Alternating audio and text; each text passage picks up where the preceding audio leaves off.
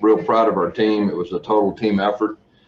All week we talked about just playing good, hard-nosed Auburn football, running the football, stopping the run, picking each other up.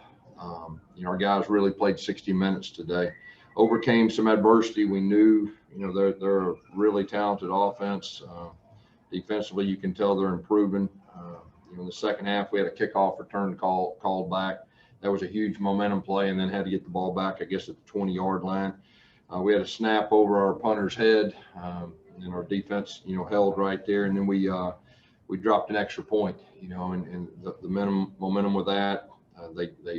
We got the ball back. I think we went 3 and out and went backwards. Our defense stopped them when they had to with 4.5 minutes left. When they got the ball, we didn't have to use our 2 timeouts. Then the offense got the ball back and got a couple first downs, and then they're playing 2-man, and Bo and Seth, it was a perfectly executed play on that back shoulder, and then the safety overran it. Seth made a really good move, and I think Eli got a block and went house call with it. And then obviously they're very talented on offense, and to be able to hold them out. But very happy for our team. We talked about being balanced, running the football. Looks like we did that again. We talked about third downs, and we were 11 of 16 on third down, and trying to keep defense off the field, and they were 10 of 16 on third down. So you went down to the very end. That's just the way this year is going. But we had an extremely tough week last week, and our guys held it together, and they fought, and this will be some good momentum for us moving forward with the way we won. Questions? First question is from Jake Weiss. Hey, Coach. How big of an impact was it having KJ Britt out there, and when did you learn that he was going to be on the sidelines for this game?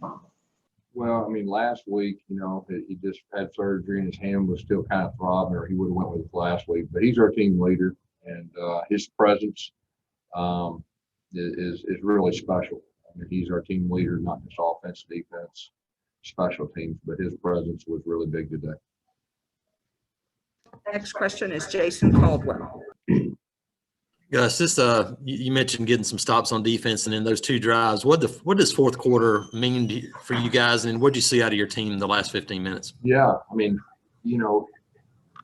they went and scored, and then they kicked the extra point and went up by 1, and you could just see the momentum shift. And then our offense, we went backwards, 3 and out, had to punt, and they had a short field. Our defense held, got the ball back. And then you got to make a play. You got to win the game. The offense was in that situation where you got to win the game. We were just down by 3 or 1, so we could have kicked a field goal. But I just looked at offense executed when they had to. Bo was 3 of 4 and 82 yards on that last drive, and he was on target. And and so that had an opportunity to win the game, and that's what they did. Let's go to Justin Ferguson. Hey, Gus. Bo obviously had a tough game last week with the 3 interceptions, but he took care of the ball today. Had that game-winning pass, ran the ball well. How pleased were you with the way he responded after what was a tough week last week? Yeah, he responded like a champ. He came back, he fought his tail off. We protect the football, and when you protect the football, especially on the road, you got a real chance of winning. And we did that. It starts with him on the ball protection, and he led our offense. And it was a really good team effort. Like I said, the big thing from my standpoint is just each group picking each other up and responding when they had to. Question from Ryan Hennessy. Coach, that pass at the end, Bo to Seth Williams, that's been a lethal combination all year long. They kind of had a little bit of a discussion on the sideline last week, but what does that mean for them to come back and step up in time that you really needed them? Like I said, it was a tough week last week, and we had a tough loss, a game that we thought we could have won. And you have to do some soul searching. Our team, they responded, they practiced like they were undefeated, which is really hard to do, and just had that refuse to lose mentality. And Bo and Seth, they got a special bond. And so, like the game on the line, it was 2-man, and the guy's inside, and Bo's got to throw it before the safety gets over. He threw a great back shoulder ball that you got to throw it a little bit quicker than you normally would with two man. And it was executed to perfection. And then Seth kept his feet and house called it. Question from Nathan King. Hey Gus, hey, you kind of talked about it last week, but how pleased were you with what Sean was able to do coming back from injury and kind of spelling Tank there? Yeah, Sean, he's getting closer to 100%. He runs extremely hard. And, those two, DJ got a little banged up on that one run. So those two really carried the load. I thought they ran extremely hard. I thought they broke tackles. So it was good, and they protected the football. Question from Mark Murphy. Yeah, Gus, can you talk about the two big plays Roger McCreary made on the fake punt and then also on fake field goal? On the fake field goal. The fake field goal, it was just a great play. And, Travis Williams really is in charge of our field goal block team. He brought a block from the other side. They got in a really good stance like they were coming, so that's the reason they ran the play. And, of course, Roger made a great play. And then down there on that, I guess it was the first drive, and, he had the interception down there in the end zone. Of course, he's trying to house call it. He came out. We only got the ball in the 5, but, he returned 100 yards, earlier in the year. So he was thinking score. So, but he had a really good day. How important is it to get in the running game going again, over 200 yards again today? Yeah, I was at 3 weeks in a row. And like I said, if you're able to run the football, it takes a lot of pressure off everybody. And, this team's growing. I said last week our offense is a work in progress. And what I meant by that is our offensive line for the first time had the same 5 guys. This week it was 2 weeks in a row. And I think we can keep building upon that. Anytime you can rush for 200 yards in this league, you got a good chance of winning. Question from Christian Clemente. Gus, you just kind of talked about it a little bit, but talk about Tank Bigsby, another 100-plus yard game, first time since Kerryon Johnson 2017. Sorry, could you say that again?